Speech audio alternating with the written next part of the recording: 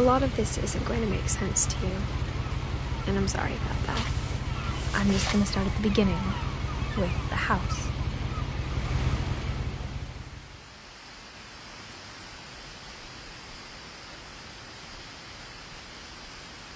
Someone had put up a chain-link fence, but it looked like I wasn't the first person to hop it.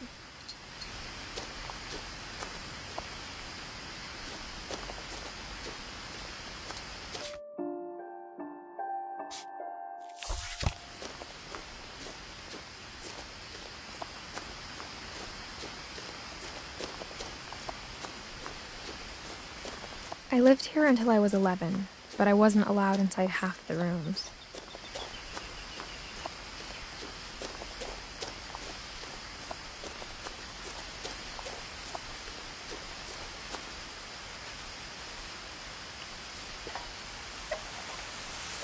Inside the mailbox were bills from 7 years ago, marked urgent, open immediately.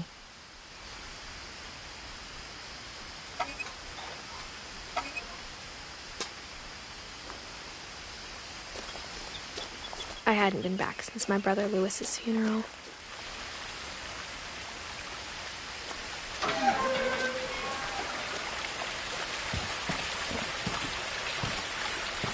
In her will, my mother left me a key, but didn't tell me what it unlocked.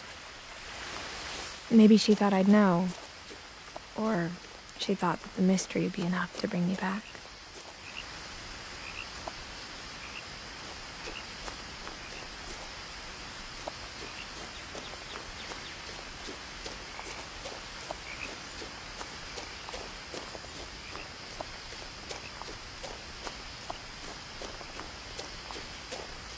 No one had driven this way in a long time, but I saw a few hoof prints.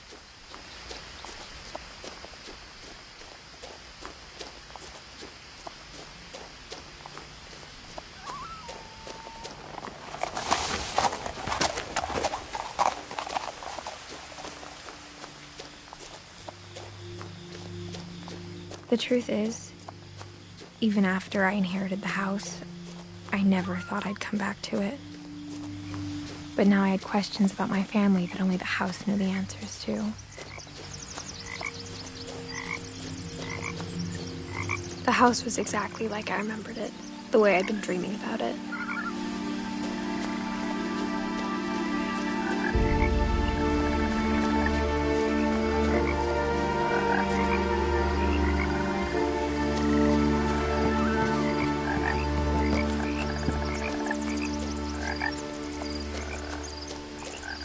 As a child, the house made me uncomfortable in a way I couldn't put into words. Now, as a 17-year-old, I knew exactly what those words were. I was afraid of the house.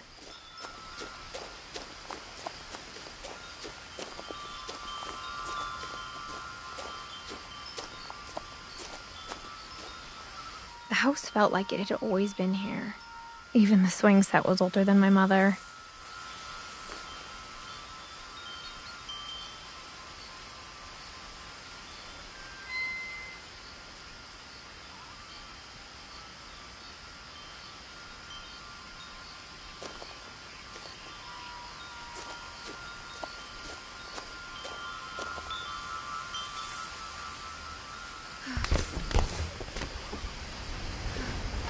Crawling through the doggy door used to be a lot easier when I was 11.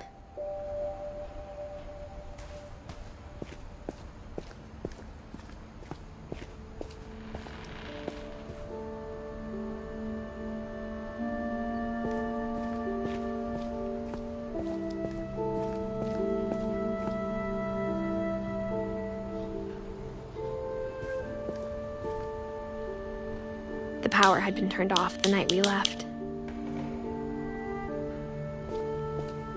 For the first time in years, I felt like I was home.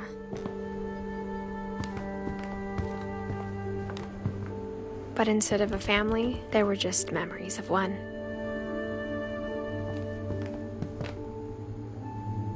Like how only one restaurant would deliver to our house, so we had Chinese a lot.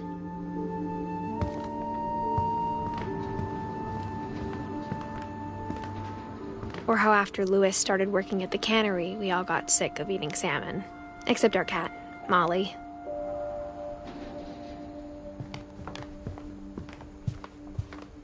The table was still a wreck from the night we left. It was like a bomb had gone off, killing everyone but sparing the furniture.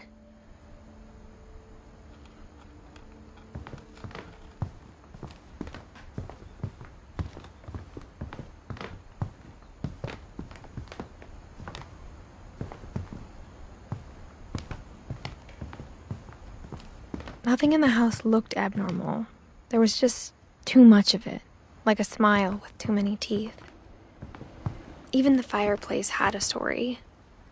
Edie told me the bricks came from the original house, after it sank.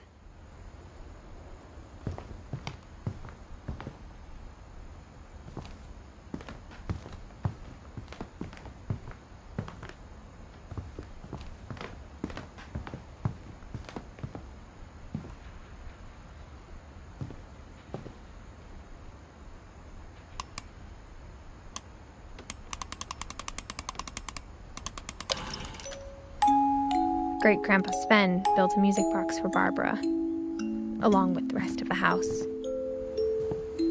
Mom always told me to stay out of the basement, so I wasn't too surprised when the key didn't fit.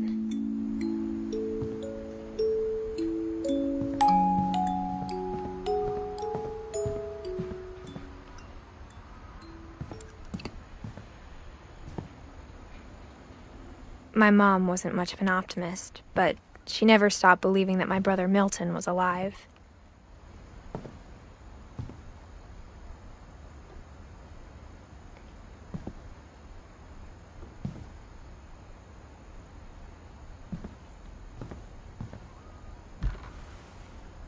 Edie told me once that every Finch who ever lived is buried somewhere in the library.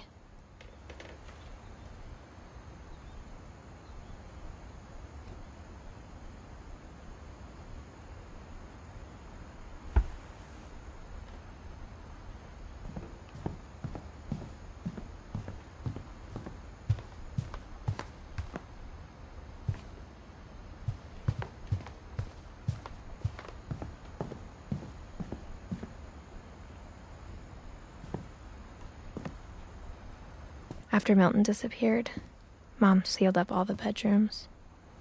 Then Edie retaliated and drilled peepholes.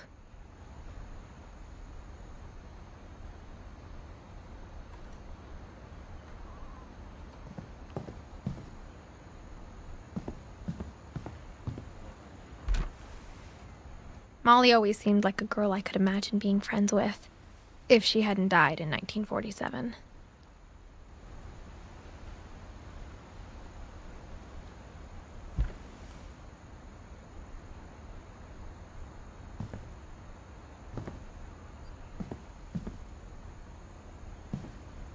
I spent a lot of time playing in Great Uncle Walter's room.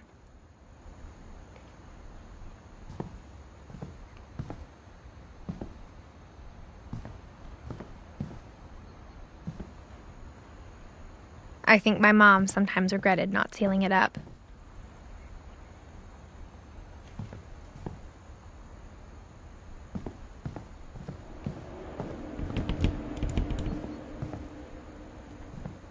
Louis told me there were secret passages, but I never believed him.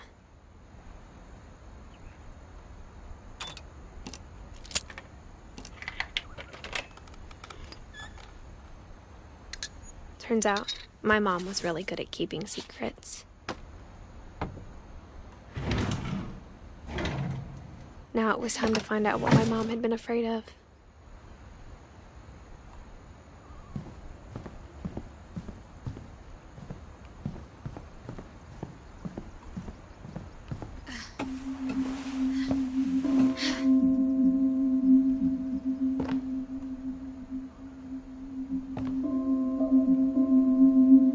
Reading this, maybe it sounds like I had a plan, but I had no idea what was behind that door.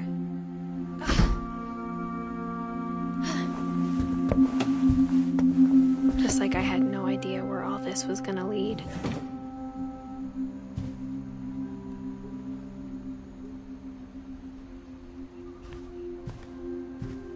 I grew up looking at Molly's room through the peephole. Molly's gerbil had a tiny bedroom with its own even tinier gerbil cage.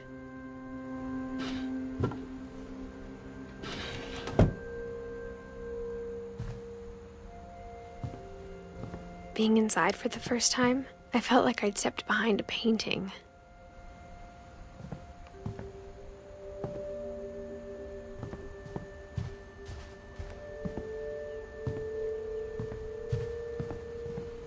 I got the sense Edie had spent a lot of time here, before my mom sealed the doors.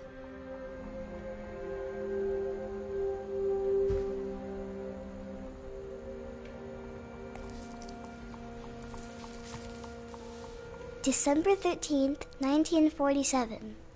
Dear Diary, I'll be gone soon, but I wanted to tell somebody about what's gonna happen. It started when Mom sent me to bed without dinner. I woke up and I was starving, so I looked around for something to eat.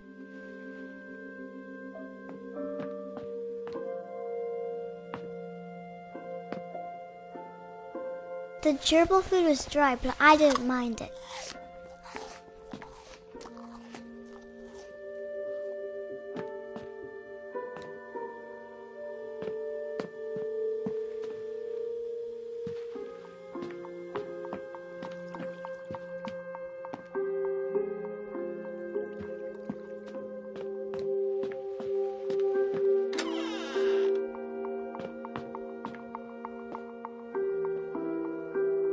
I kept eating and eating.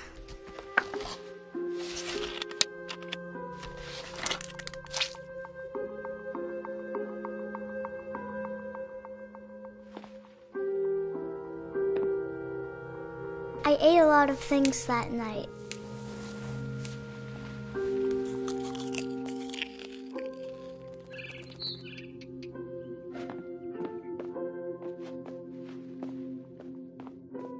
Then I heard chirping outside my window. It was a barn swallow going back to her nest. I reached out for her.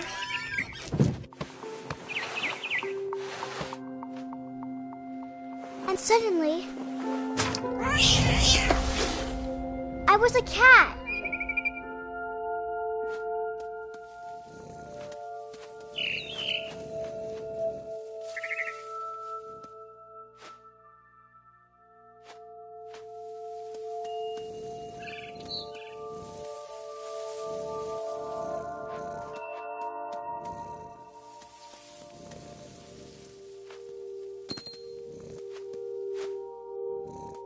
I tried to be quiet, but the bird was really scared.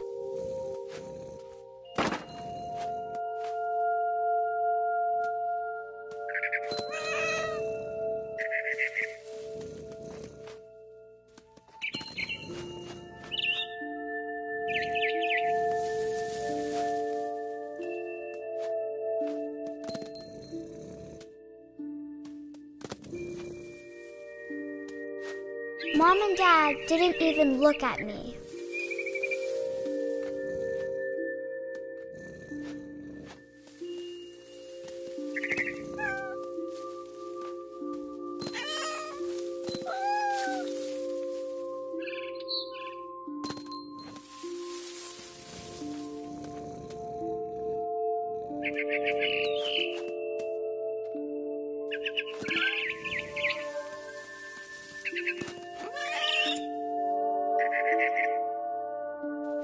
I jumped and I almost got her.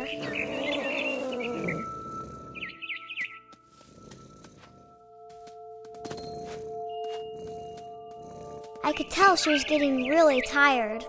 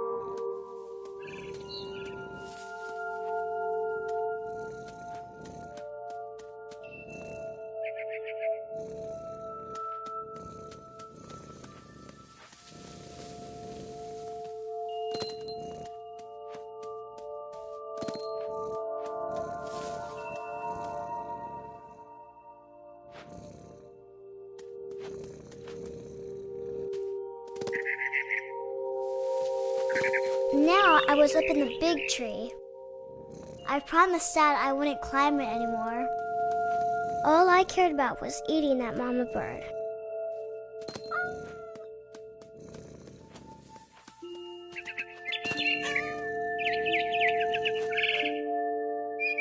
I gobbled her up. And suddenly, I was an owl.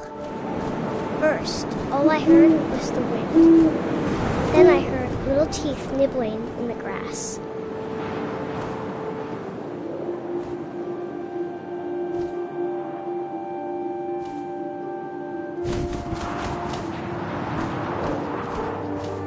Rabbits.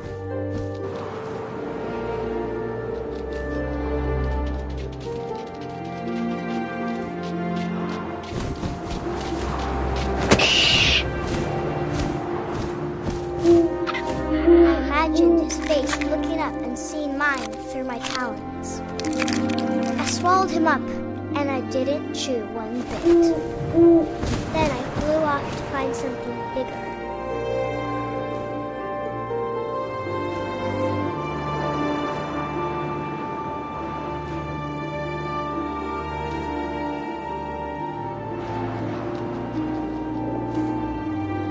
A mama rabbit.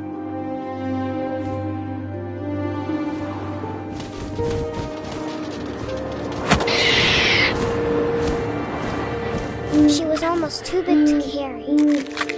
I started choking, but I couldn't stop eating. And suddenly, I was a shark.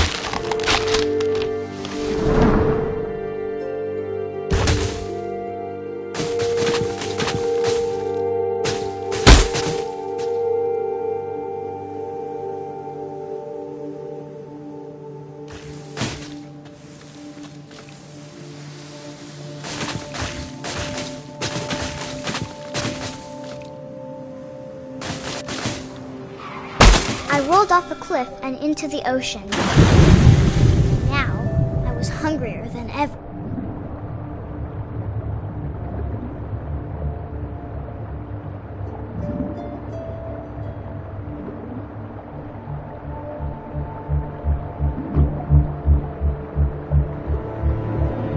I wanted fat, juicy seals.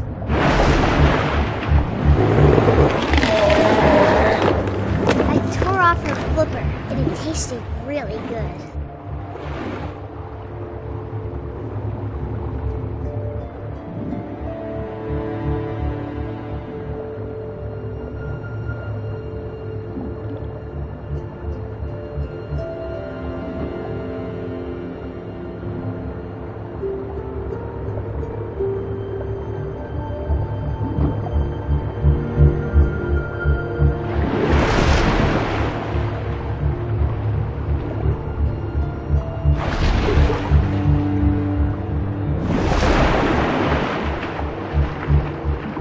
Grabbed on tight.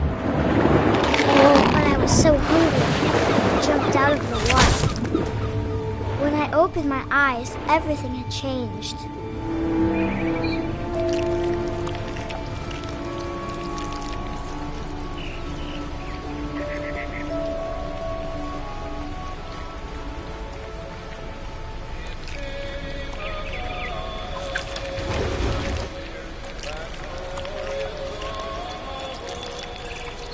Now I was a monster, and I smelled people everywhere.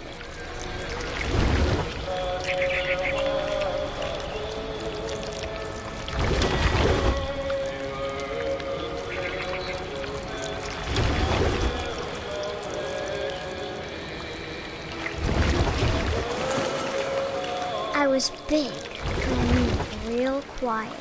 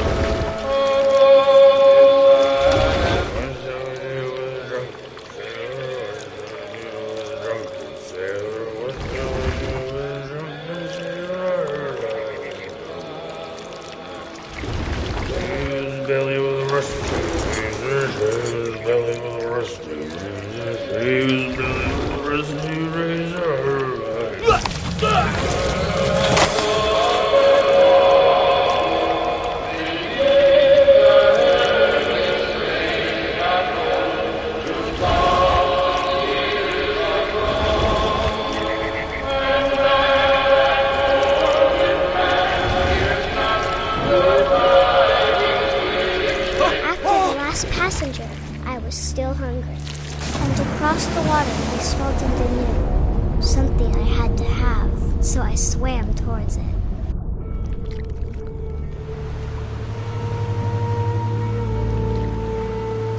I slithered onto the sand, and the good smell went into an old pipe.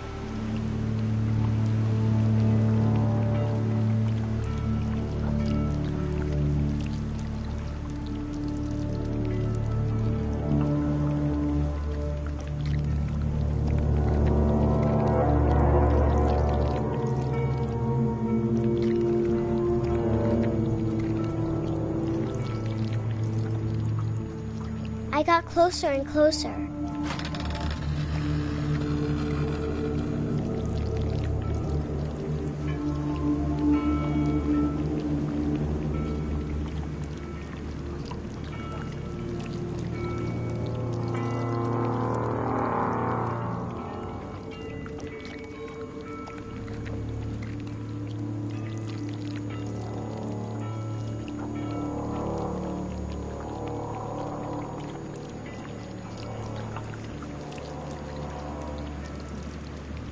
All my stomach started growling.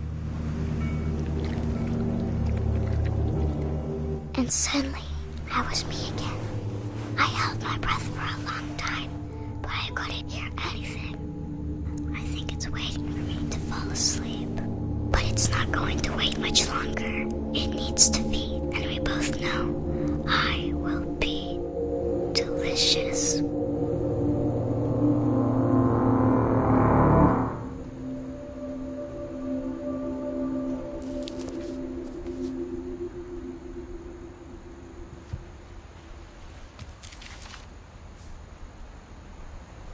I'm not sure if I believed all of that, but I'm sure Edie would have.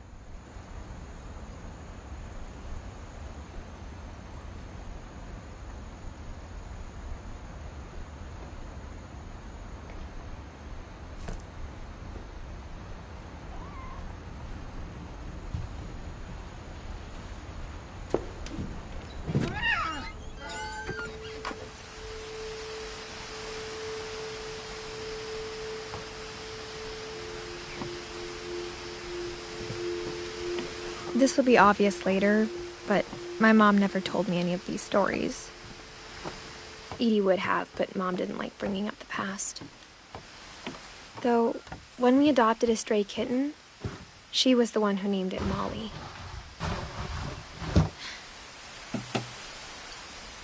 I spent a lot of time in Great-Grandma Edie's room.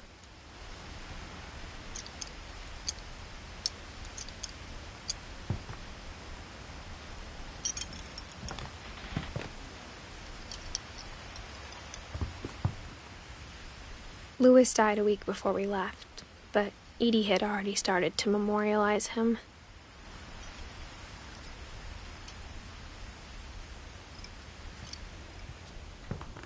Her room was like a museum. For 500 years, the Finches have been famous throughout Norway for their fortune and misfortune.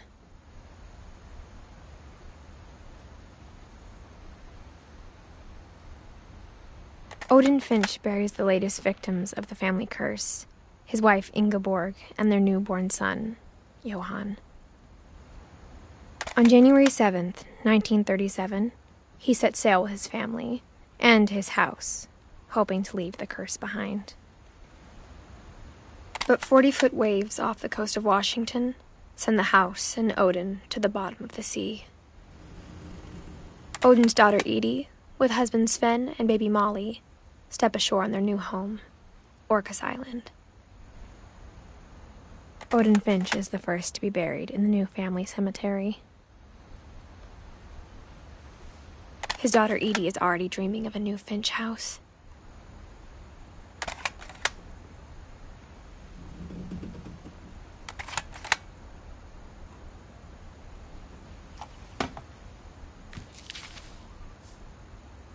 Whatever's wrong with this family, it goes back a long ways.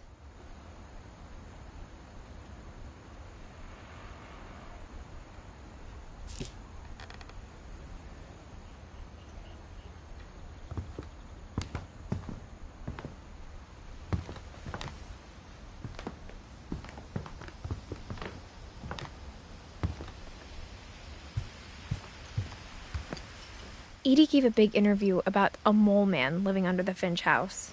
My mom was furious.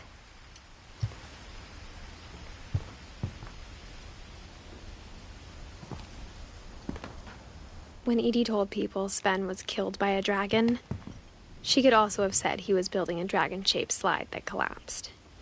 She could have, but she didn't.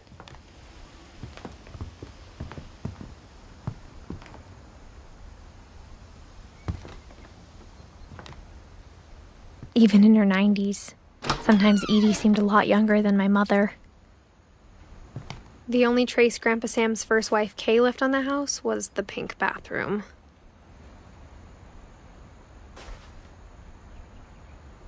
It was a pretty big trace.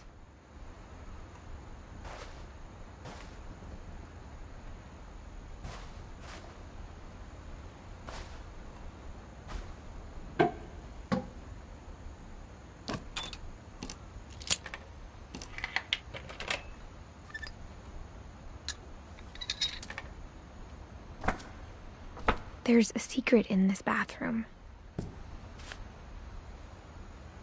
It's in the last place you would look. It isn't in the cupboard. It's hidden in this book.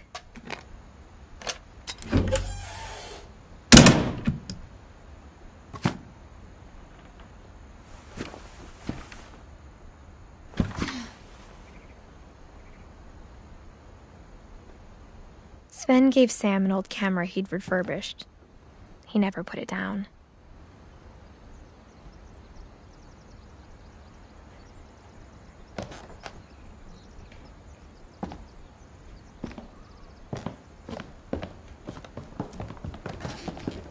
From the paintings on the wall, it was clear my brother Milton had been here before me.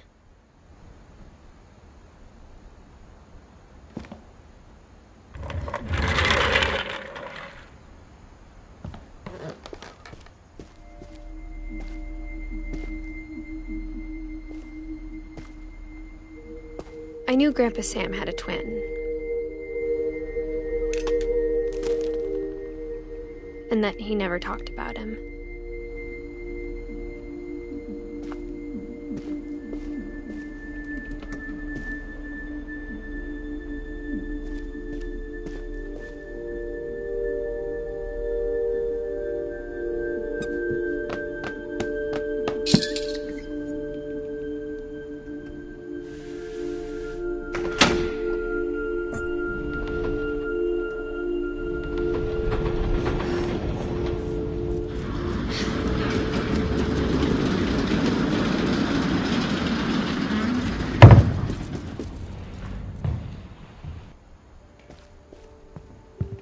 The passages were a pretty tight fit. They'd obviously been built for smaller hands and bellies.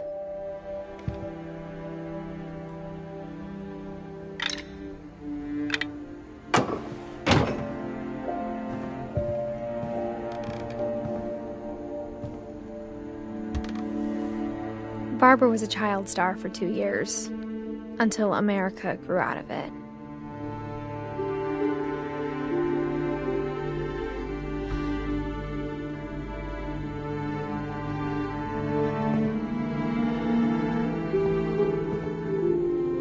Edie's father, Odin, built the original house.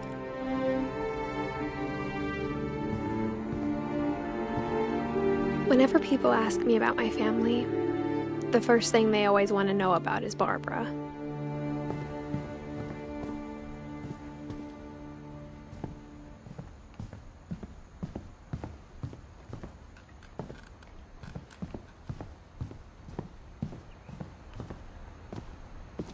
Mom must have locked the third-floor stairs on the night we left.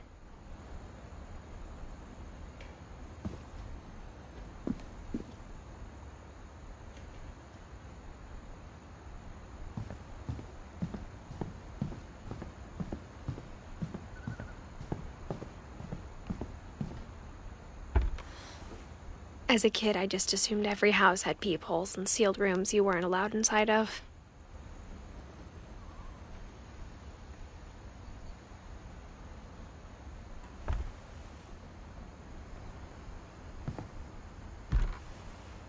My Grandpa Sam spent 7 years sharing a room with his dead brother, Calvin.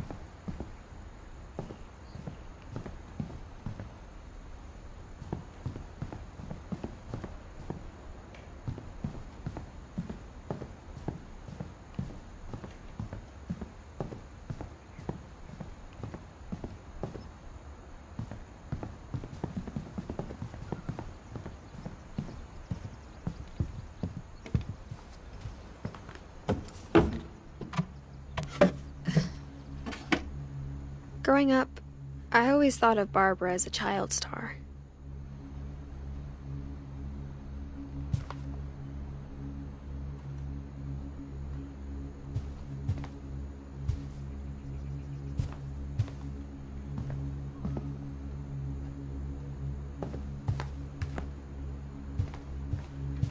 I never thought about how hard it must have been for her afterwards.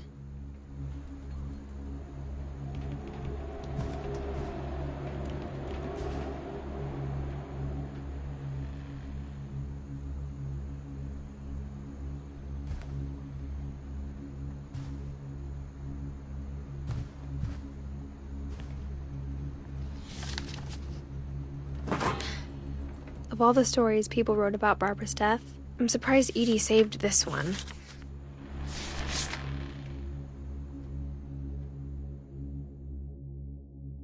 Old Jack here with another ghastly tale inspired by America's most unfortunate family.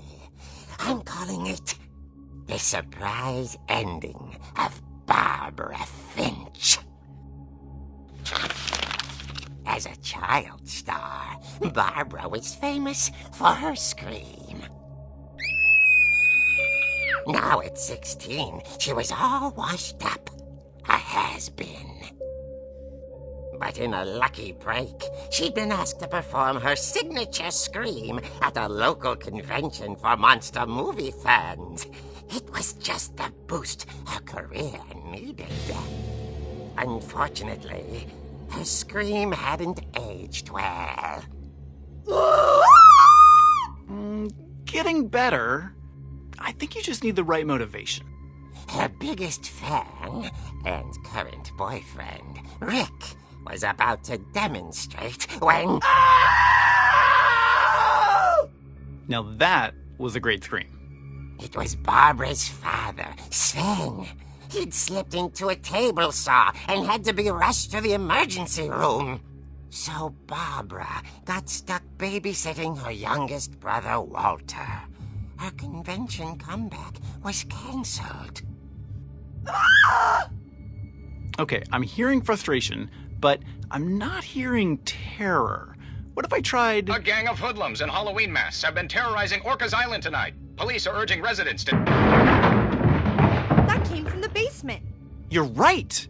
Also, I loved your delivery on that. Why is your basement door locked? Because my dad likes making puzzles and secret passages. There's a key hidden in the music box. The secret is to keep winding and winding until finally the key pops out. Thanks, babe. I'll be back in a sec. 20 minutes later, Rick hadn't returned. So Barbara went to look for him, right on cue. She reached for the music box.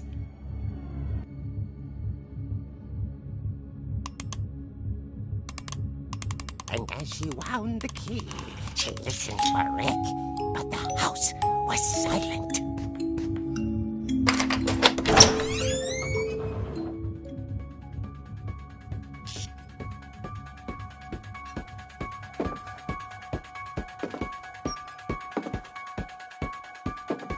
She found Rick's crutch and imagined the worst.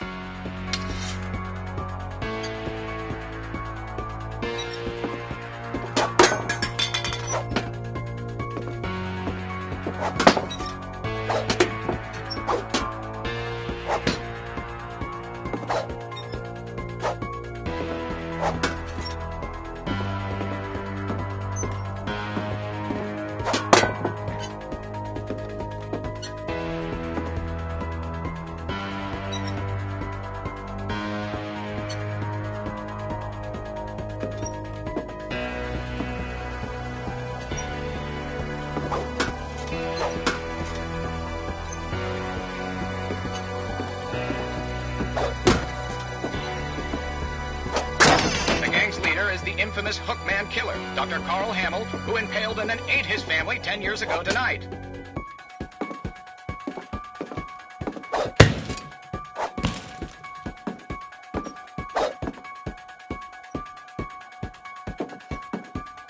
The old fridge rattled and grew still. Oh dear!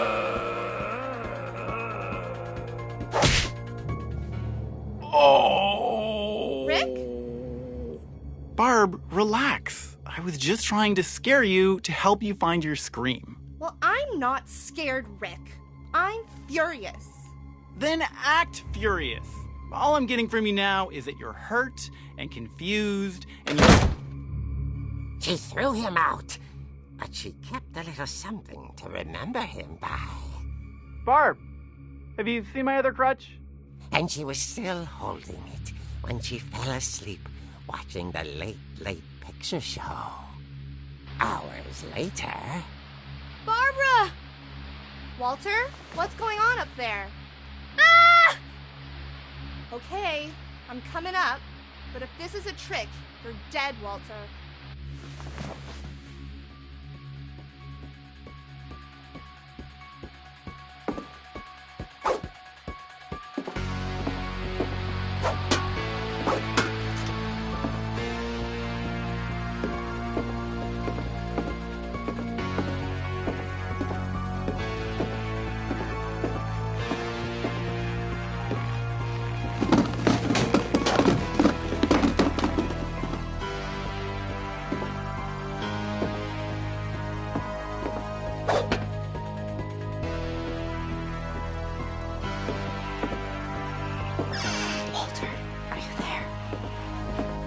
Walter had vanished, but his bedside radio was still on. Orcas Island police describe the man as 6 feet tall, with a steel hook for a hand.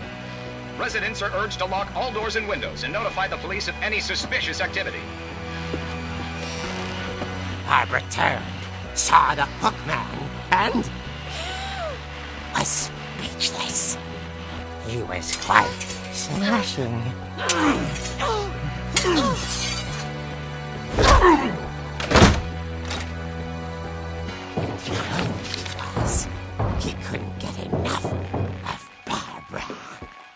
Okay, Barbara, there's gotta be another way out of here.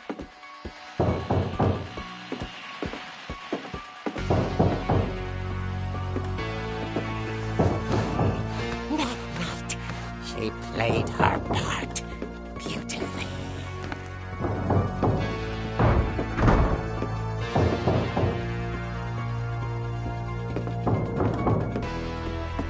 Molly's door hadn't been opened in years. The hinges groaned.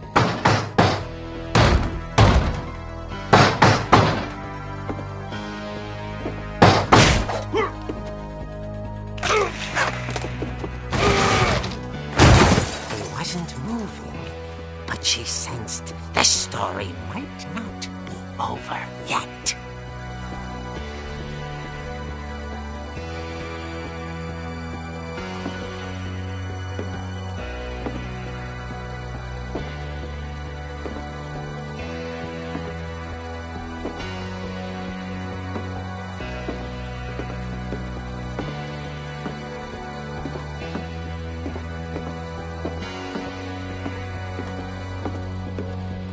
The hookman had vanished.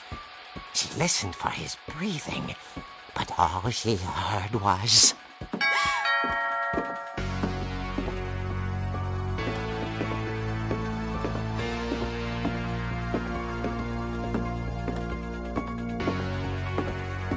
Someone at the door was dying to speak to young Barbara.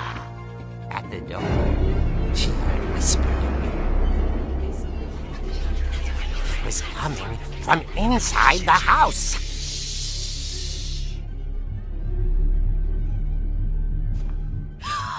Oh dear. The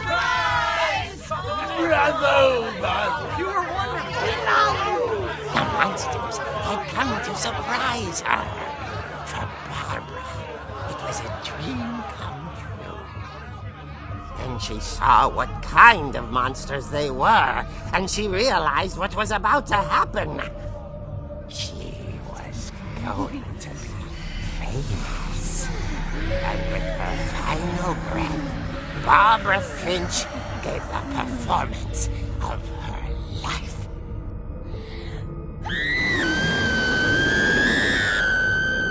I wasn't there myself, but I hear Barbara was magnificent. Poor girl. She had a taste for stardom. But unfortunately, so did her fans. Of course, the police blamed it all on poor Rick, who disappeared the same night. And little Walter? Hiding under his bed the whole time. He took it all pretty hard, but that's another story. As for Barbara, tucked inside the music box is all they ever found of her. Her ear. Now that's what I call a real eerie tale.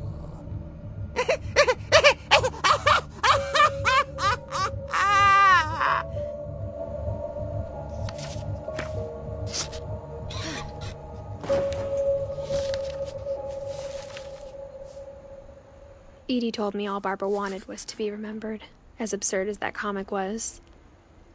Maybe what Edie saw was a happy ending.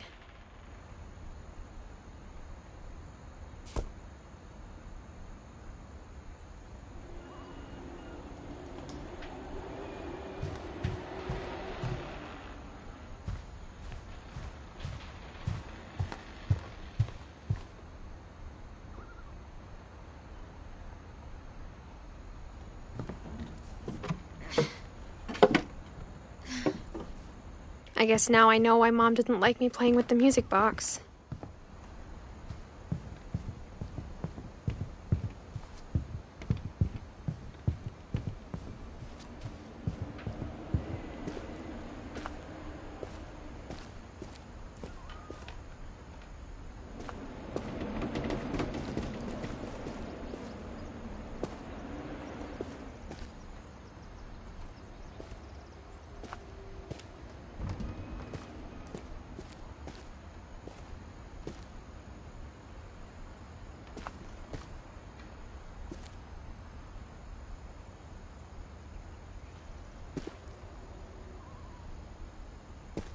funny.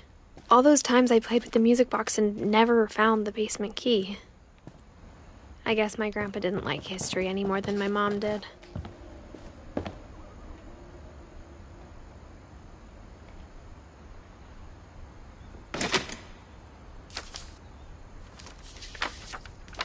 How I Want to Remember My Brother by Sam Finch. The thing I remember is that when he made up his mind, that was it.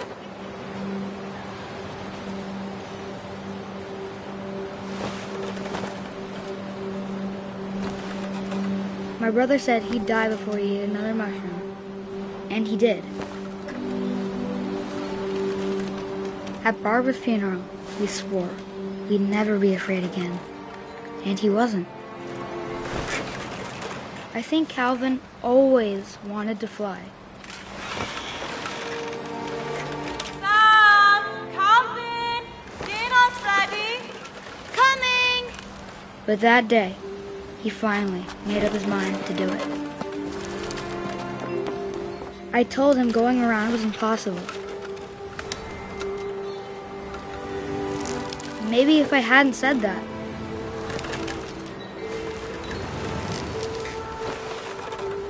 Calvin! I'm not gonna tell you again! maybe if the wind hadn't picked up,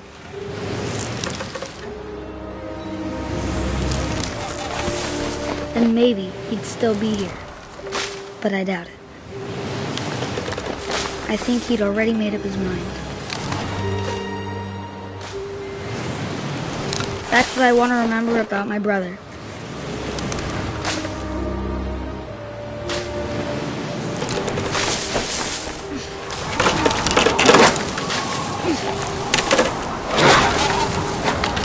The day he made up his mind to fly. And he did.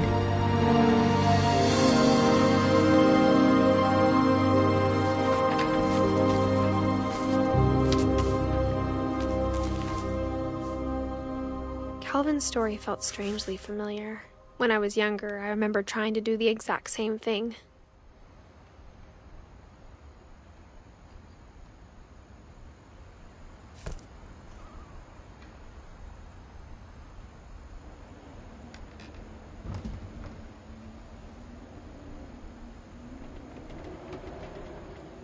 After the funeral, Edie roped off Calvin's half of the room.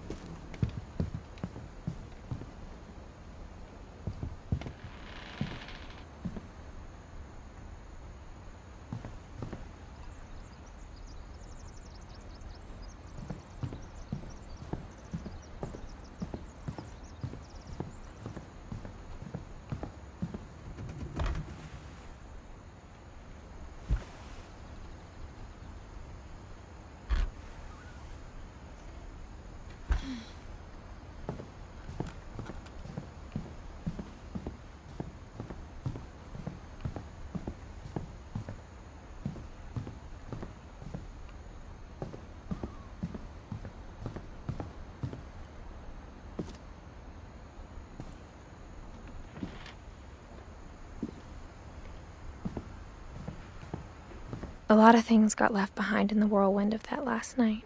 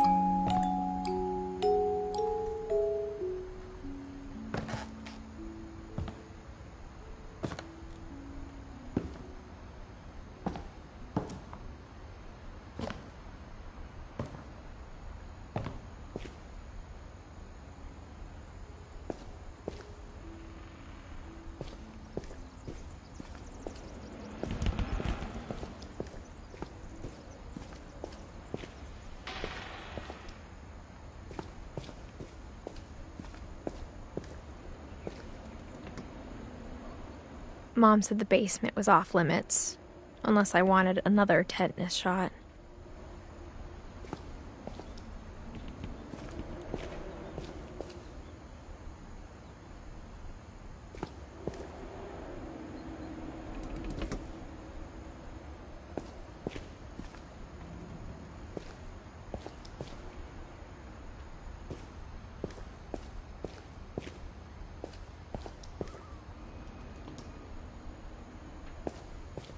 I saw Edie sneak down to the basement once, carrying packages.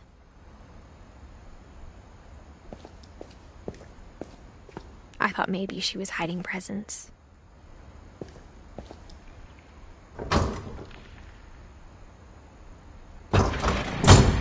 It turned out she was hiding a lot more than that.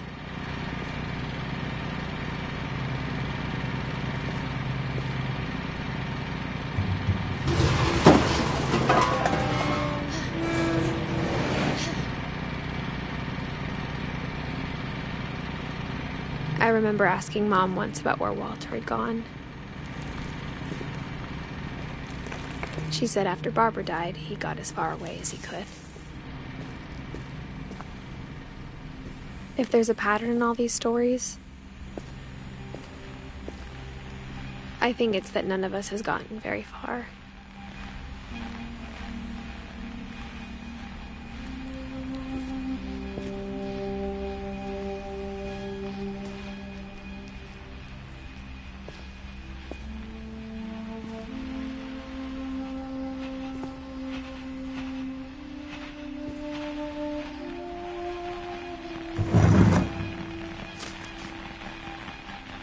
Goodbye, everyone. I can't believe I've been down here for 30 years. On that first day, after the shaking started, I didn't think I'd survive a week.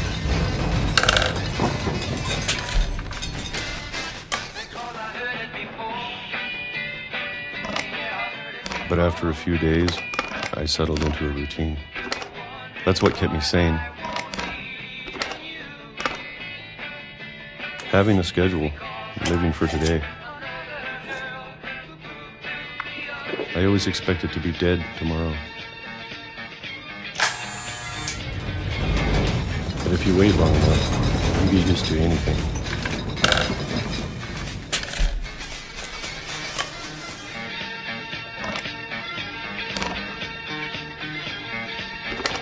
Even a monster on the other side of the door starts to feel normal. Almost friendly.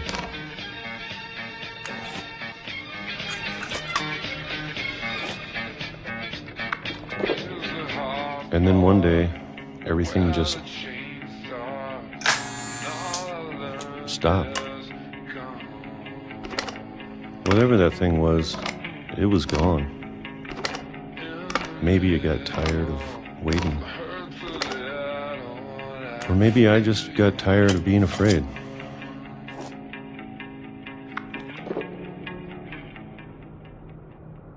It's been a week now, the longest in 30 years.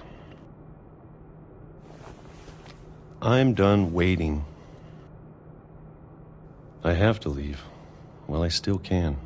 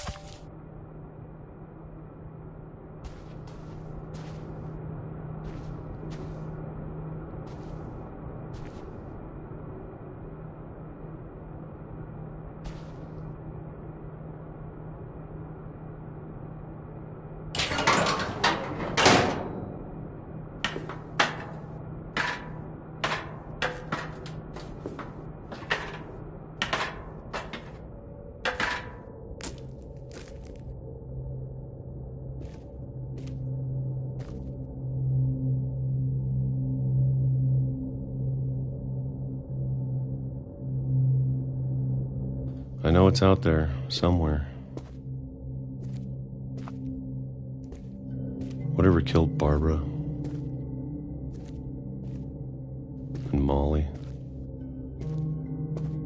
and Calvin. Maybe this is all a mistake. But I need to stop living the same day, even if it kills me.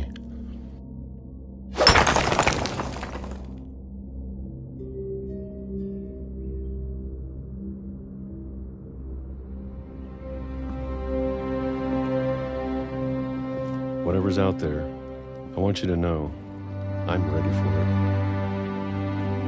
I'm going to appreciate all of it, especially the food. I don't mind if I only have a year left, or a month, or a single week. I'd be happy with one new day. I can already imagine the sun on my face.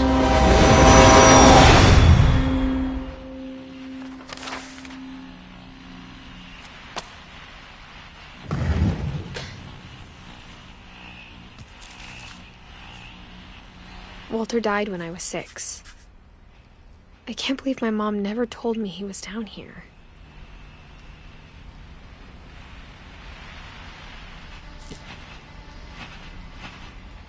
I'm sure my mom was trying to protect me.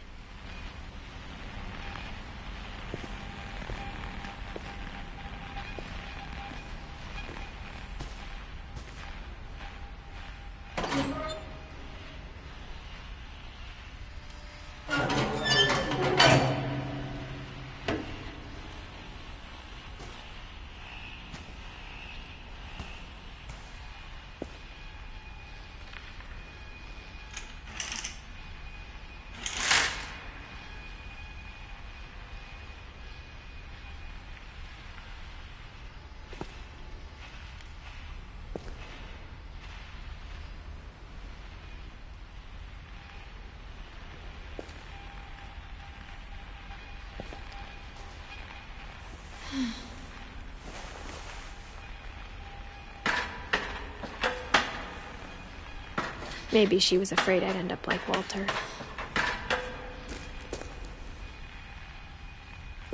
But if she never told me about an uncle under the house, I can only imagine what else she was hiding. I don't want to make the same mistakes she made.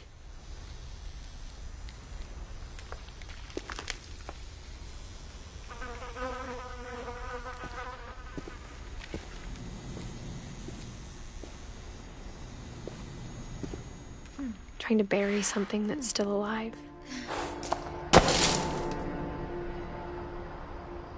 Now that there's only one of us left, or maybe two,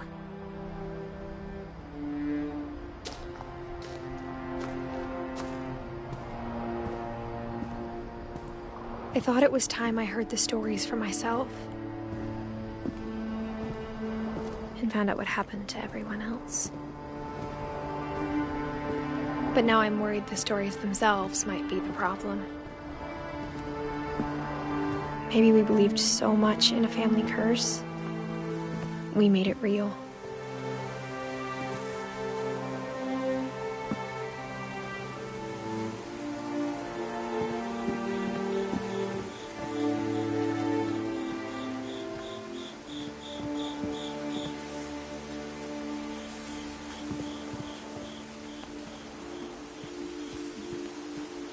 I don't know if I should even be writing this.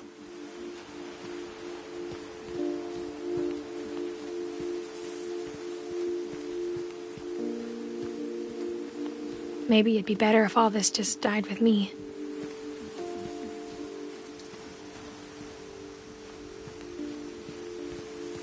But I thought you should know about your family.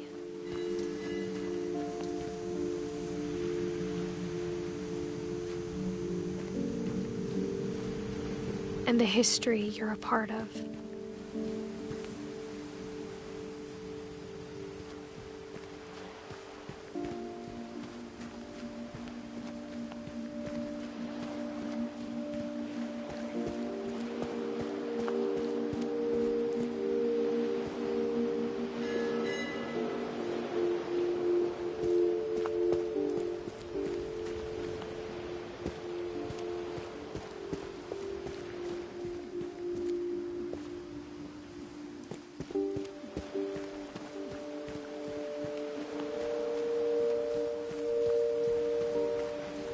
Though to be honest, I feel as lost as you probably do right now.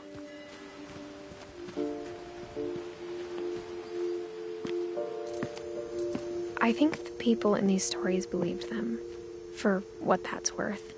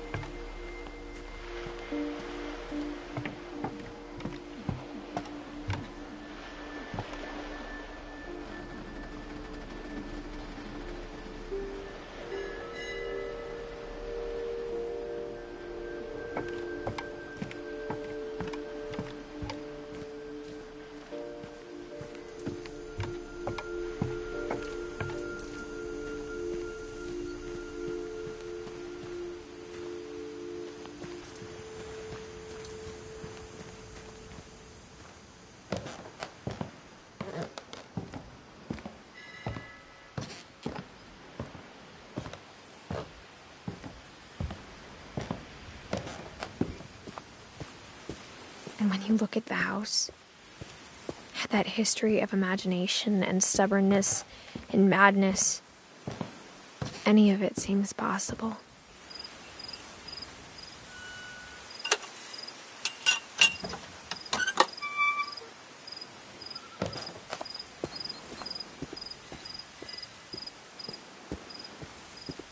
I think we've been surrounded by death for so long, we've just gotten used to it.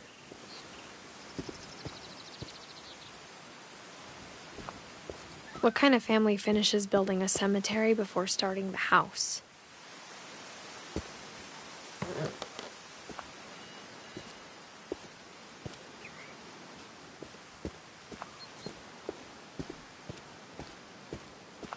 It's embarrassing for me to admit this, but the pet cemetery made me more uncomfortable than the human one. 3 of the gerbils were mine, and 2 had been my fault.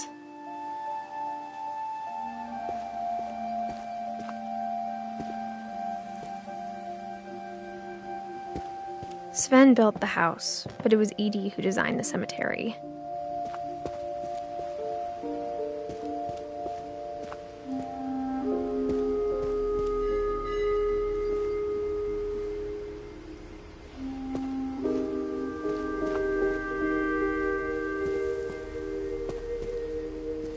I'm sure Odin's monument had been Edie's idea. My mom was always trying to move on, but for Edie, the past never went away.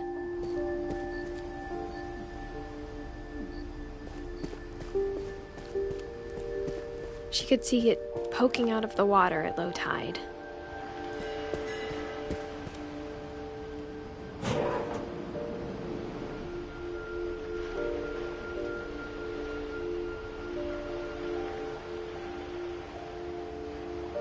Edie said she dreamed about the old house every night.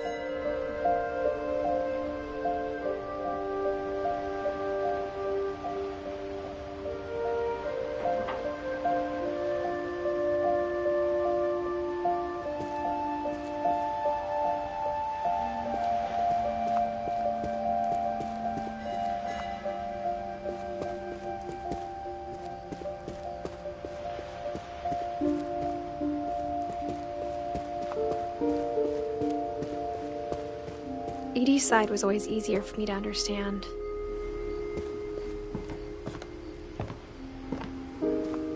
But the older I get, the more I can see where my mom was coming from. Her dad had been pretty strict, but it wasn't enough to save her brothers. She was just trying to do better.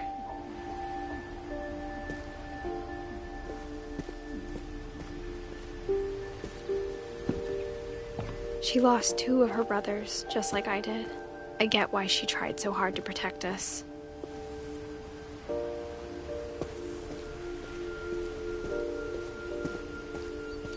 There's so many things I wish I could ask my mom now. Part of me thinks this is what she wanted all along.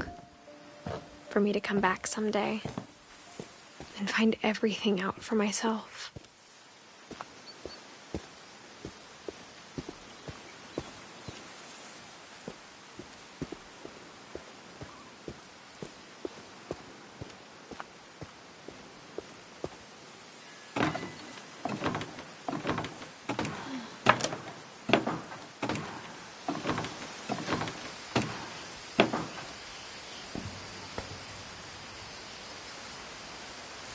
But looking back on it now,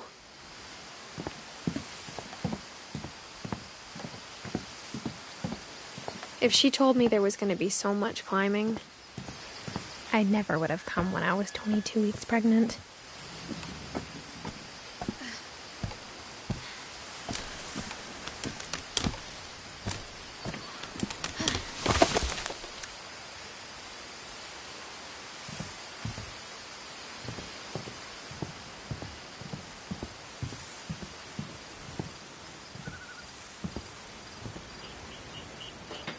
I never met Grandpa Sam, but I think he and my mom had a lot in common.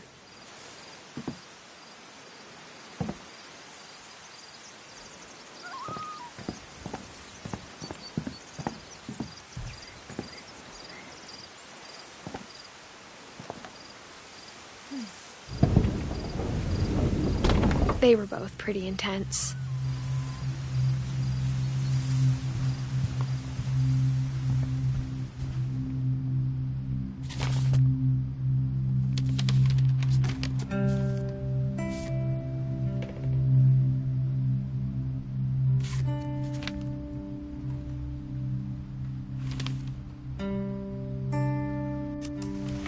Dawn, I promise, you'll never forget this weekend.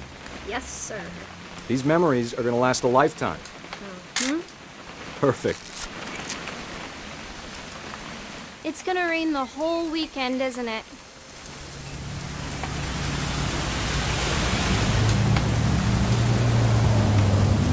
Please just take the damn picture. Hey, language.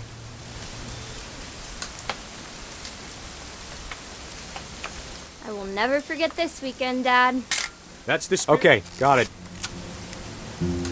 I'm gonna take some pictures, okay? Just be careful. That camera's older than you are. Aw.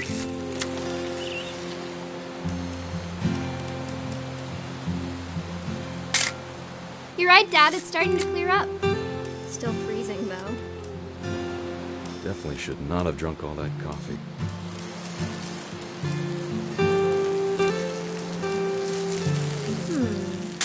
Hey! That's a keeper. Nothing quite like being outside. I'm just saying, I'm not always gonna be here, Dawn. You'll need to remember this stuff, if you want to survive. I'll be fine, Dad. You know who else thought he was gonna be fine? Some guy who died. Dawn, I'm being serious. I know, Dad. You're always serious. Doesn't being out here make you want to chill out? Well, to tell you the truth, I haven't been out here in 20 years.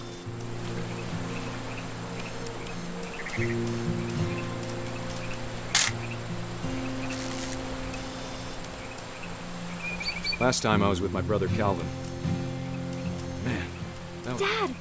Good eyes, Dawn.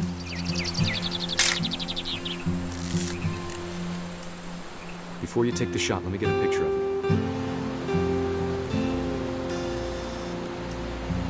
Dad, I... Just me. Let me get behind you. Do I have to do this? Dawn, you don't have to do anything. But if you want to... Great shot, Dawn!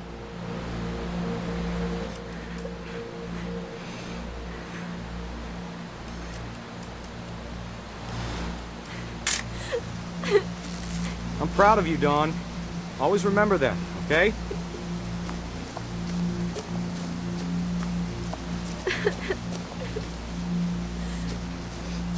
Dad, it's twitching. I think That's it's totally normal, Dawn. Just focus on the camera. Try not to think about... Dad!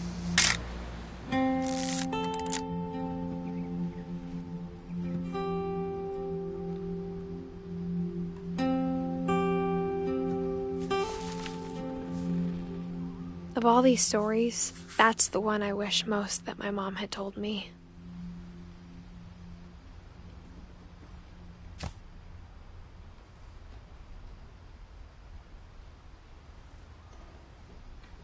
Sam spent his life shooting photos, but Mom said he got nervous being in front of the camera.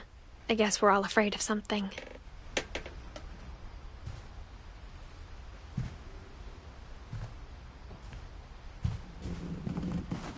Instead of hiding from death, Sam seemed to go out of his way to meet it.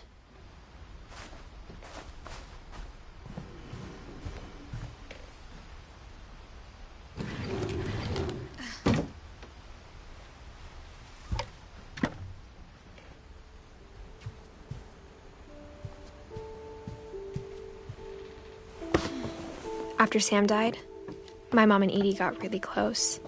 They'd both lost a lot.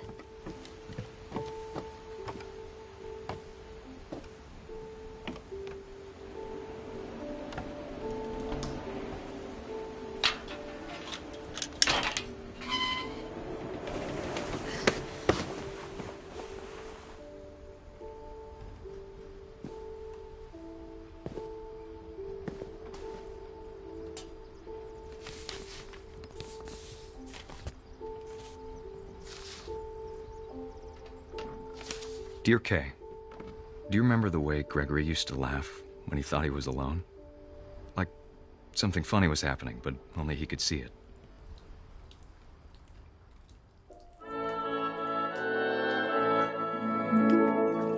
I think he saw things the rest of us don't.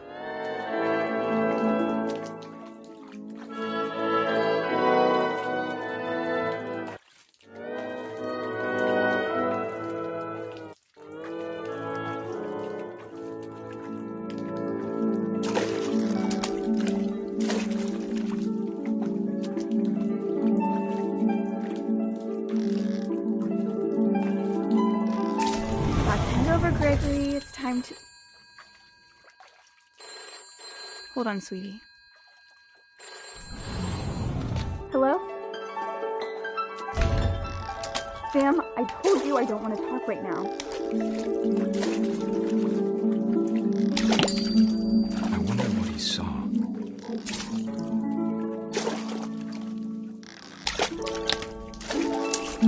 What his world was like.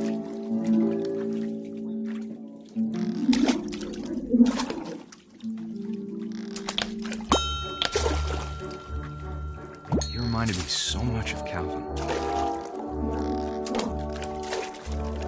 Lost in his imagination.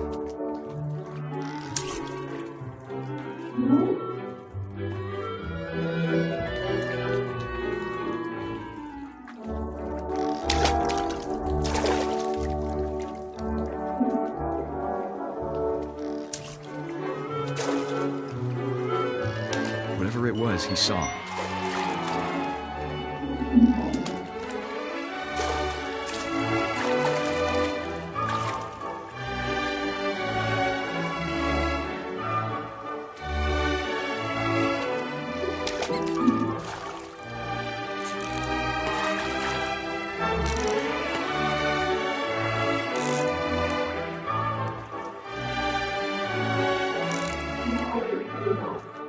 It sure made him happy.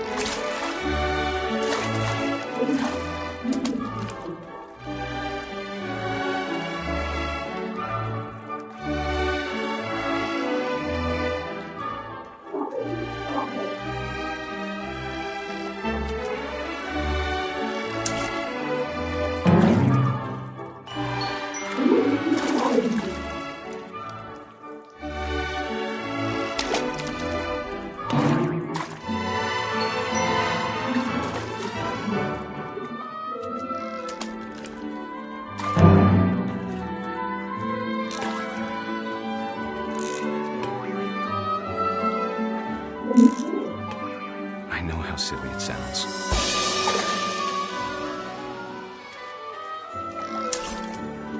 But I worried about a baby being too happy.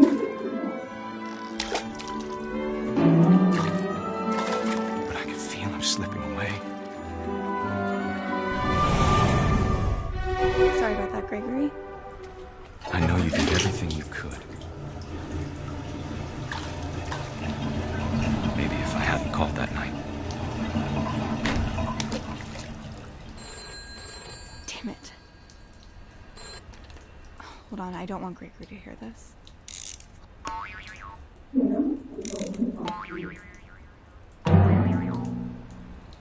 I wish you could have told us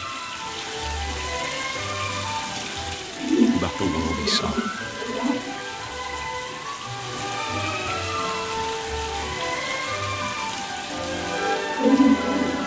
There's so much I don't understand about Gregory, about everything.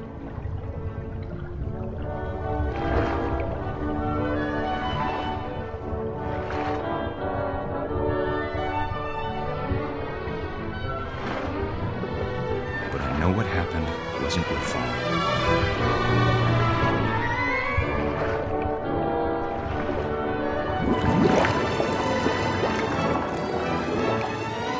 I'm sure he's happy.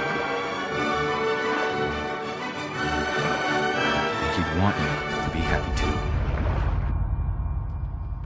Good luck, Kay. Love, Sam.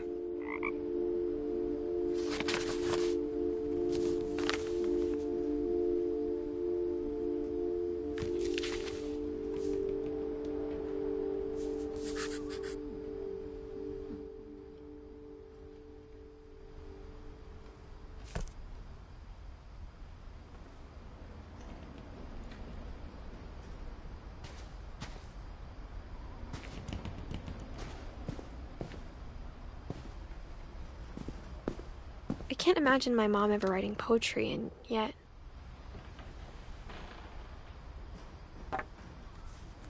A poem for Gus, who always said the wedding was a bad idea. Our father never hit us kids, at least not very hard, before the day my brother said with teenage disregard that he'd be dead before he'd see a wedding in our yard.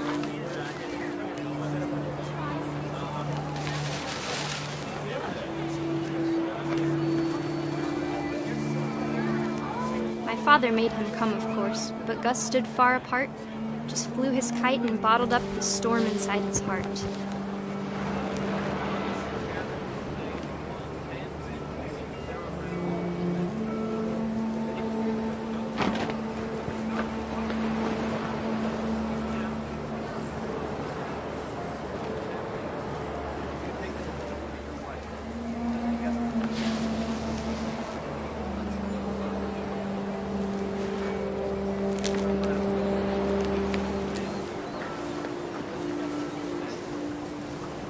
I tried to talk him out of it, but though he'd never met her, "We don't need a stepmom," were the words that I now remembered. pronounce you husband and wife. You may kiss the bride.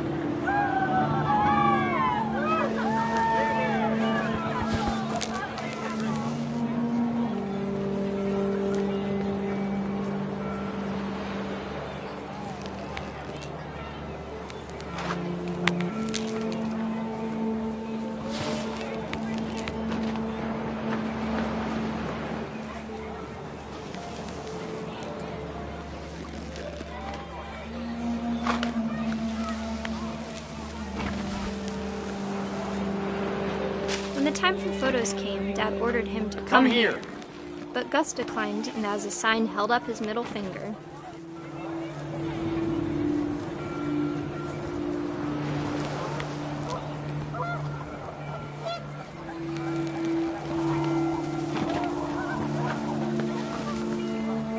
The wind picked up, and panicked geese appeared and quickly went. But all the humans did that day was go inside the tent.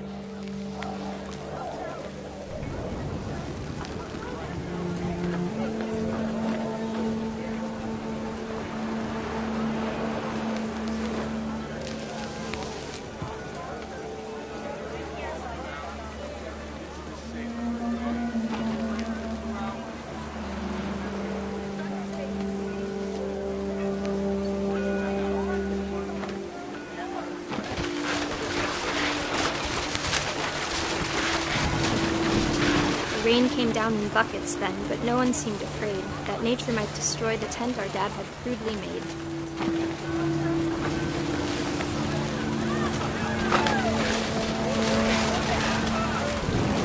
The thunder sounded much too close and full of angry power. But all my father said to this was, "Make the music louder."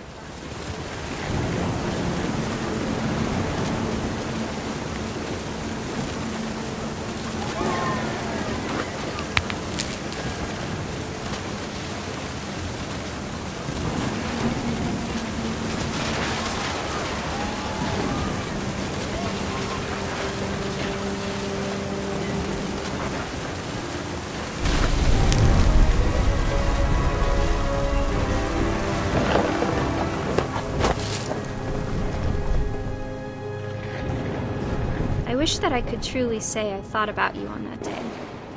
Out there on the beach alone, just you, the wind, the sea, and foam. But I didn't, until we found you.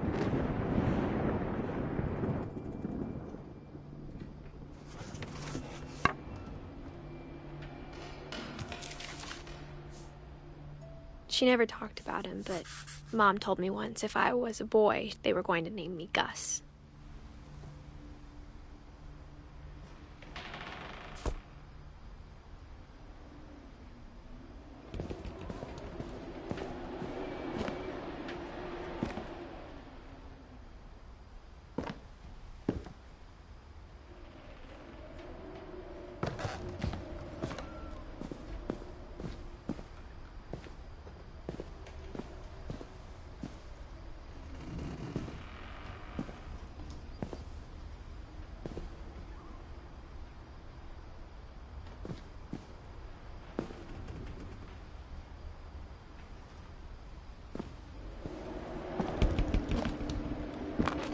My mom moved up to the loft after her brothers died. At the time, it was as far away as she could get.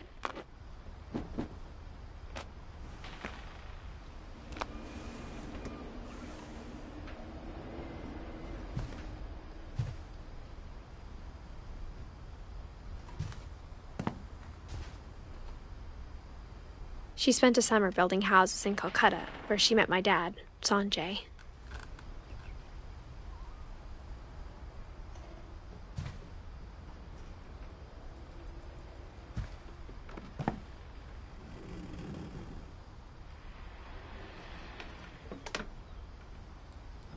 My mom moved to India a week after graduation and got a job teaching English.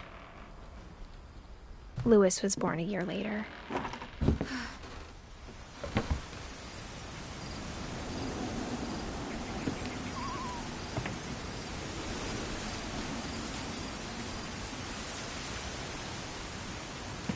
When my dad died, I don't think Mom knew where else to go. I'm sure Edie was happy to have her back. And to see kids in the house again.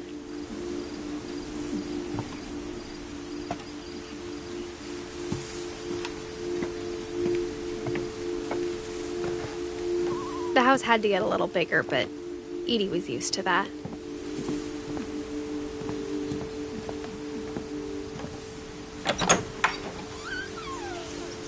And for a while, things were good. Almost normal.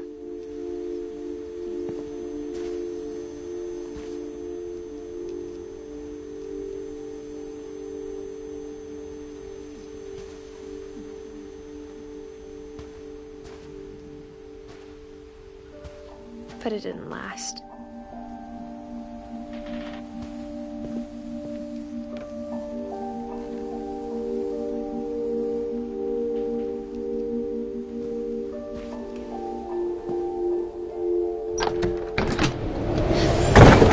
The beginning of the end was Milton's 10th birthday, when Edie gave him a castle.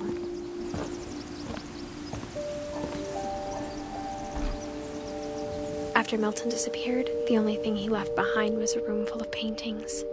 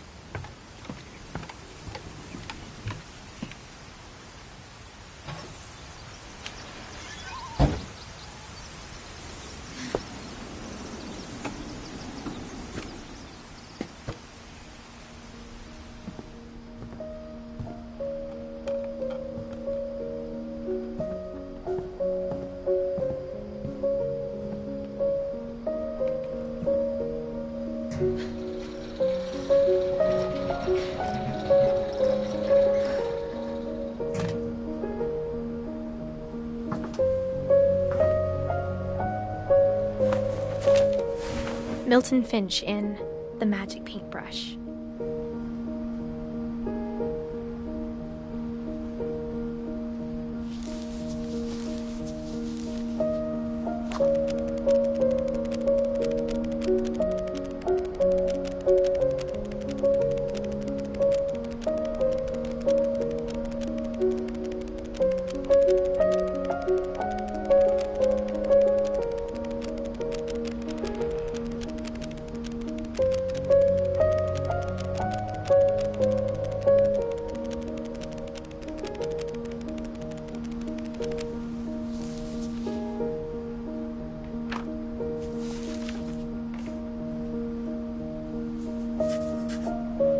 I was 4 when Milton disappeared.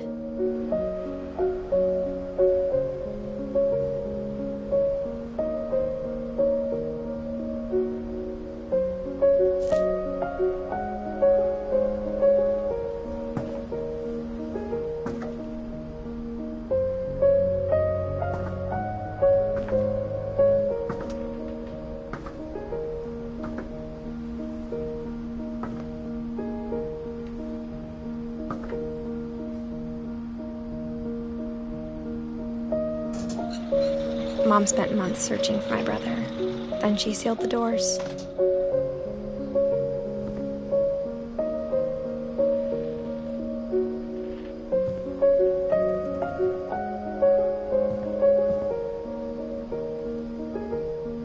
Whatever Milton had found in the house, Mom didn't want it getting out.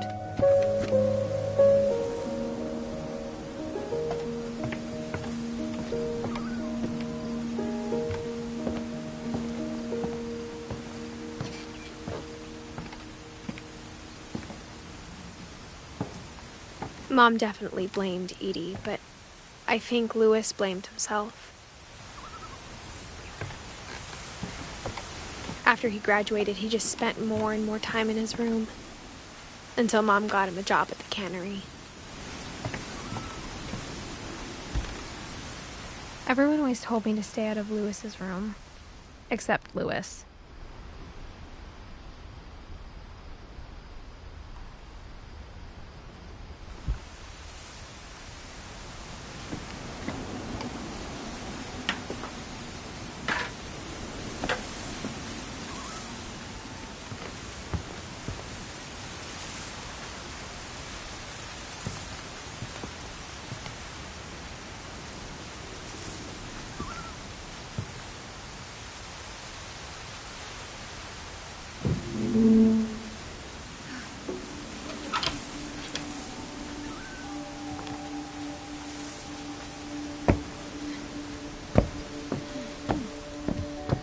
Louis's room smelled very, very familiar.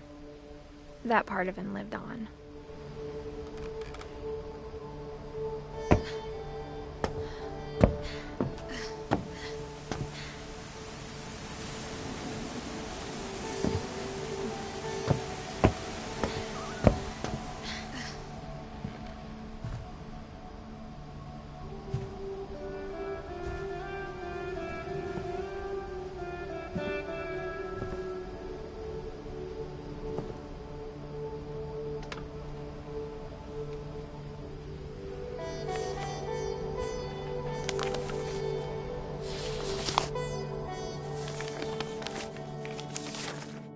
Dear Mrs. Finch, as Louis's psychiatrist, I can understand your desire for an explanation. As I see it, the trouble began in January, shortly after we convinced your son to seek treatment for substance abuse. Newly sober, I believe Louis first noticed the monotony of his daily life.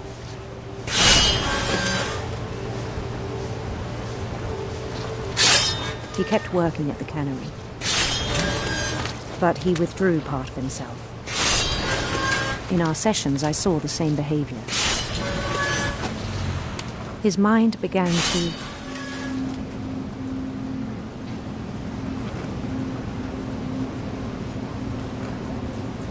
wander.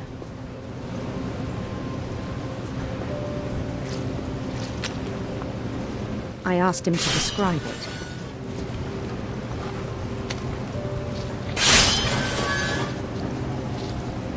He said he started small.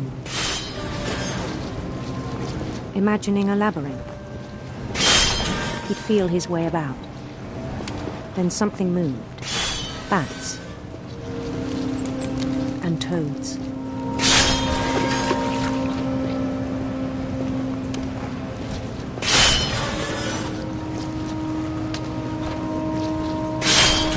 And things that have not names. He knew it was all in his head. But he took it very seriously. I had hoped he'd find himself.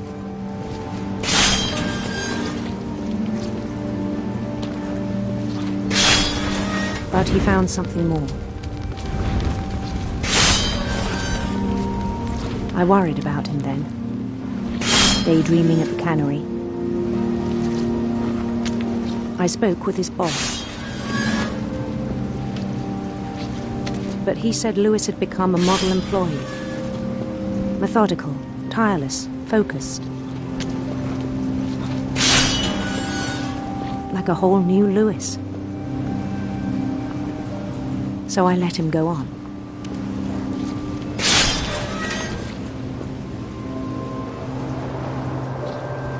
I even encouraged him. It seemed very promising at first. He told me he'd made a new friend.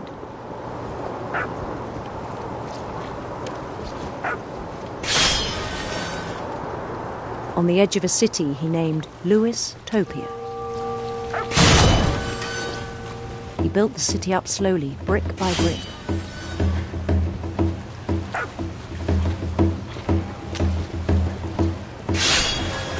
Then he made musicians.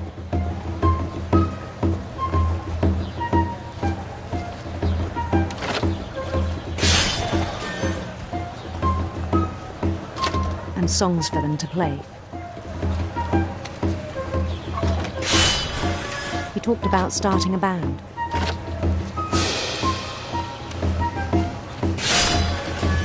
And he was always humming something.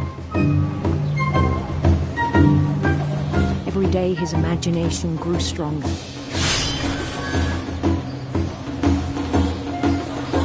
He no longer spoke at the cannery. But his chopping was as reliable as ever. Then one day it struck him that all the cheering crowds, even the stones under his feet, were all in his imagination. So he could do whatever he wished.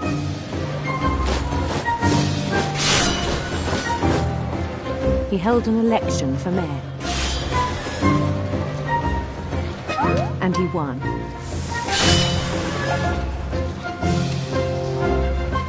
They begged him to stay, but his mind was already wandering.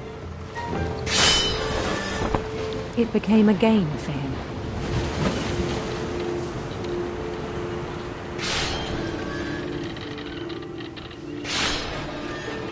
He'd conquer a city, then immediately push on. New Louisville.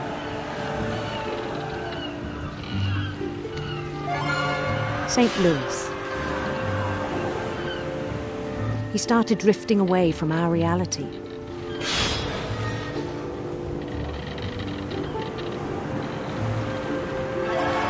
Minneapolis.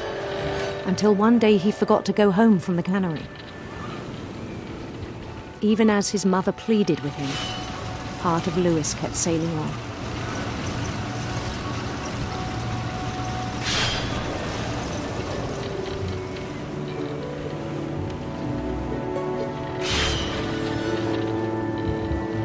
In Lewisburg, he heard rumors of a handsome queen.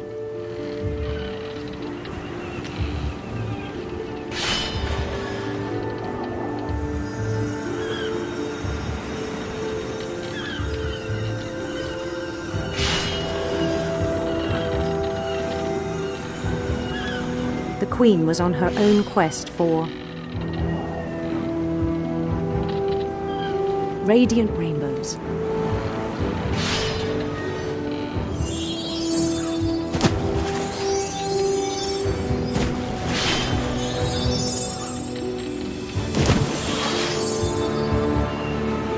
He followed the sound of her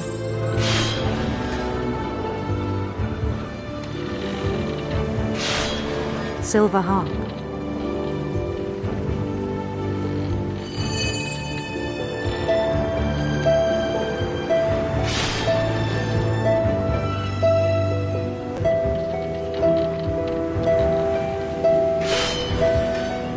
His chase led him to a golden palace east of the sun and west of the moon. Even then, his logic remained sound.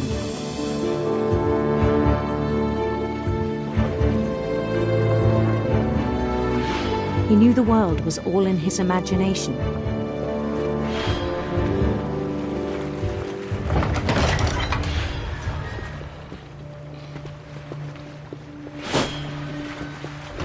But he was so proud of having created it.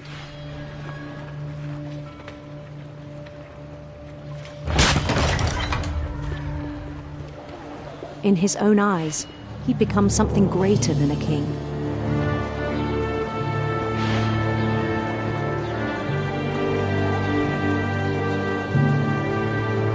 For someone who'd never known success in the real world, I think it was overwhelming.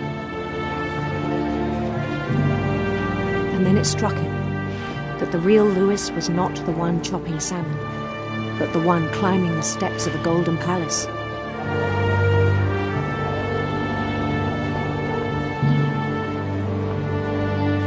My imagination is as real as my body, he told me. It was hard to argue with him.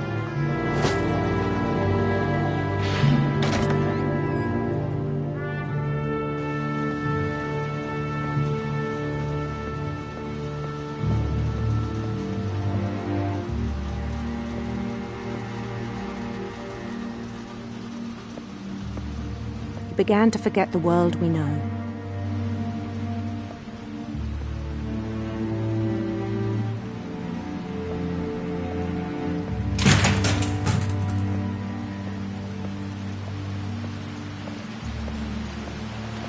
I think it pained him to remember Lewis, the cannery worker.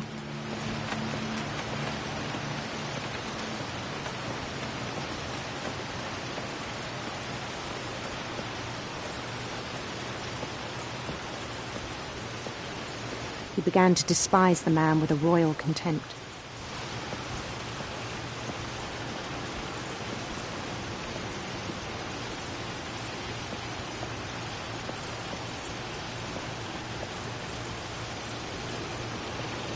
I still thought I could save him.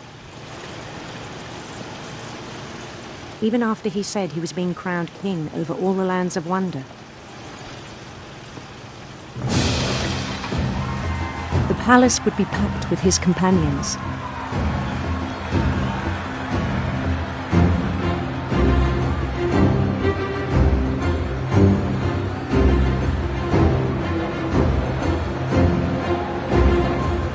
Including the wise Calico who'd insisted on inviting me.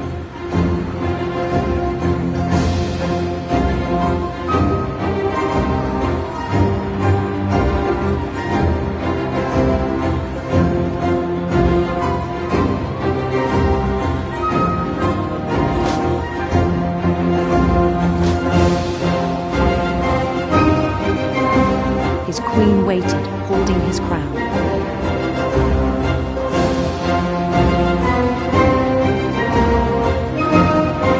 There was only one thing left to do.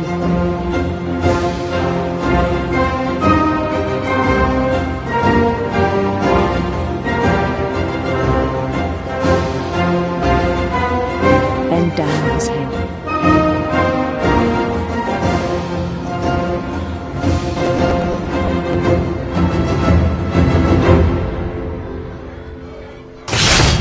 And the rest I think you know.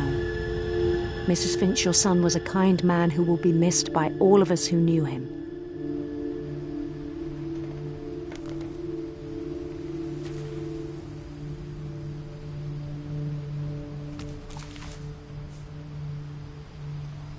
My brother was really cool. I wish you could have met him.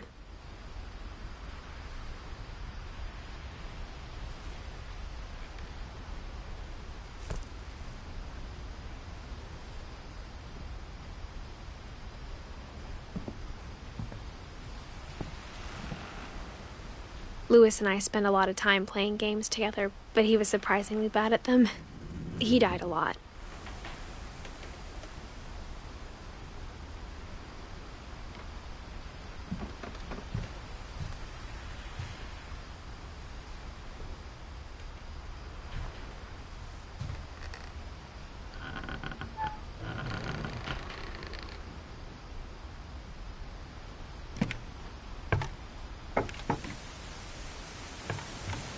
On the way back from Louis's funeral, my mom told me to start packing. She waited until the day before we left to tell Edie. I'm not sure if she wanted to make it easier or harder.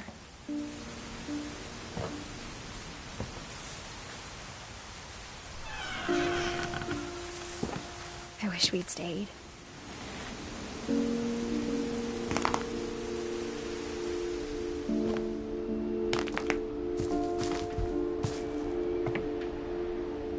But I understand why we left.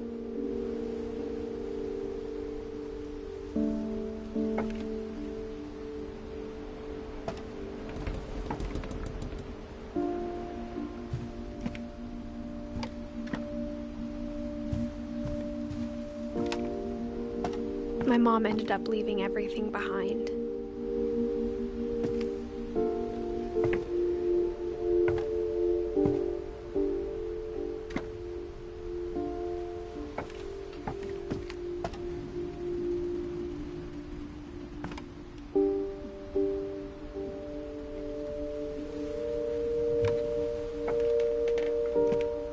What happened that night had been coming for a long time. Maybe it should have come sooner.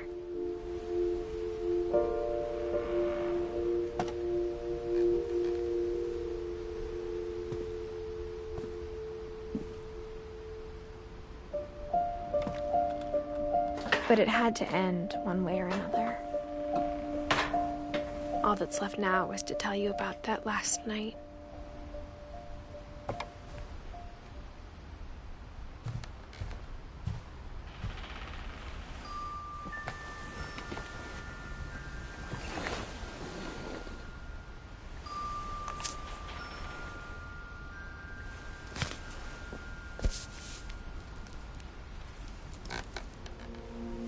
That whole last day, Edie just watched us pack and didn't say a word. Until supper, when she raised her glass and said, "To our final night together, and all our final nights apart." Grandma, you know what I said about alcohol. Some of your medications are very Edith, specific. I left a present for you in the hallway. Why don't you go open it? The grown-ups have to argue now. I'm sorry, you're right. We're all leaving tomorrow. Let's just enjoy our last... I'm not leaving. Edith, you're excused.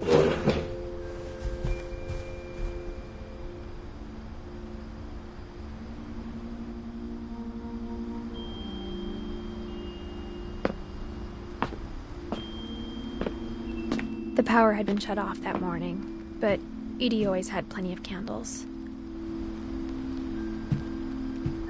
When my mom sealed the library, I don't think she knew about the other entrance. Or that Edie had a key to it.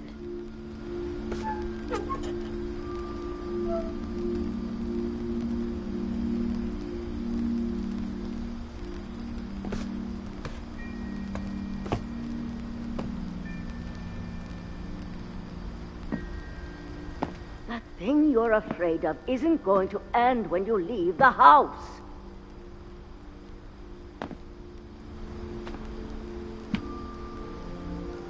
Edith has a right to know these stories. My children are dead because of your stories. I think it's best if Edith and I leave tonight.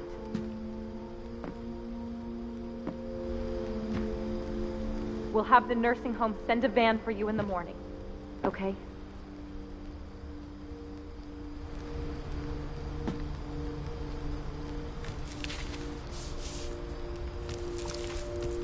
Dear Edith, there's so many stories I wish I could tell you, but there's only time for one. This is about what happened on the night you were born. That night, the tide went way, way out.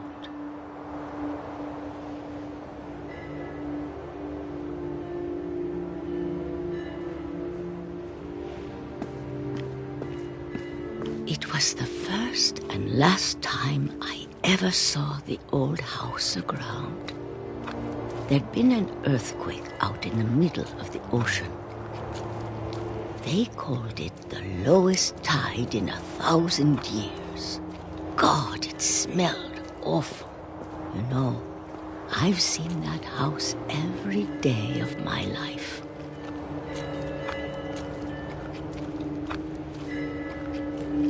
But I never thought I'd go back to it. When the fog rolled in, I lost my way.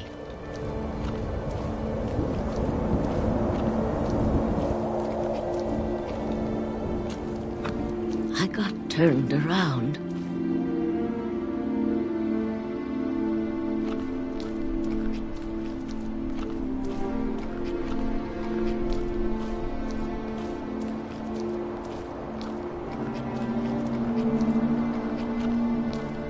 I started seeing things.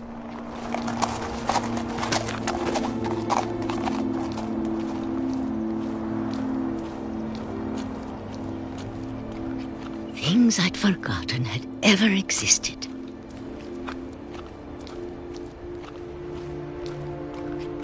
But when I saw them, they felt like old friends. That night, a lot of things came back to me. Or maybe I came back to them.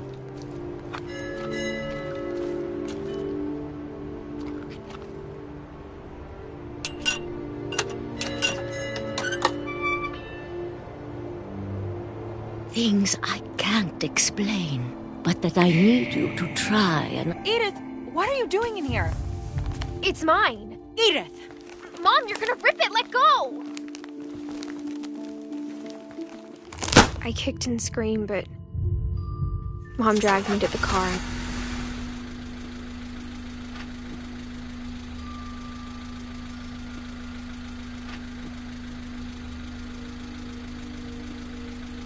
I never saw Great-Grandma Edie again. The next morning, the van came to pick her up, but she was already gone. After that, we moved around a lot.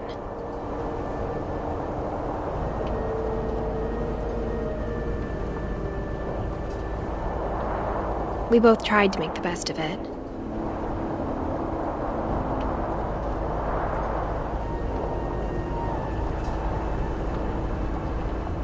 A few years went by.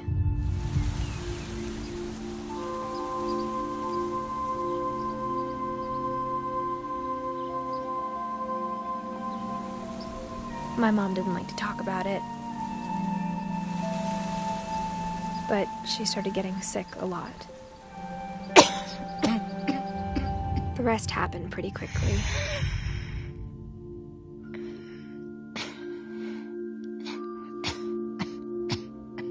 She got better for a while, and then she didn't.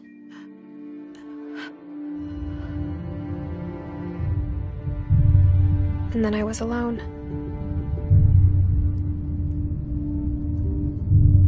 The last Finch left alive.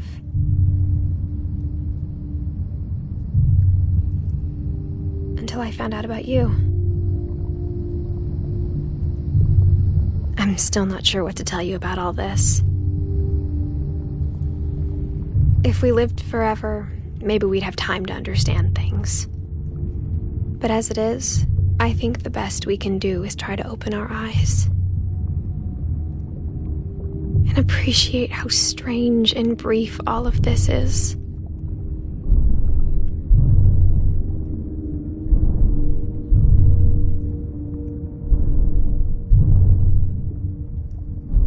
This journal was supposed to be for you. But now I hope you'll never see it. I just want to meet you and tell you all these stories myself. I guess if you're reading this now. Things didn't work out that way.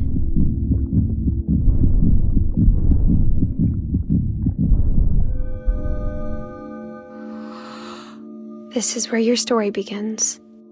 I'm sorry I won't be there to see it. It's a lot to ask, but I don't want you to be sad that I'm gone. I want you to be amazed that any of us ever had a chance to be here at all. Good luck.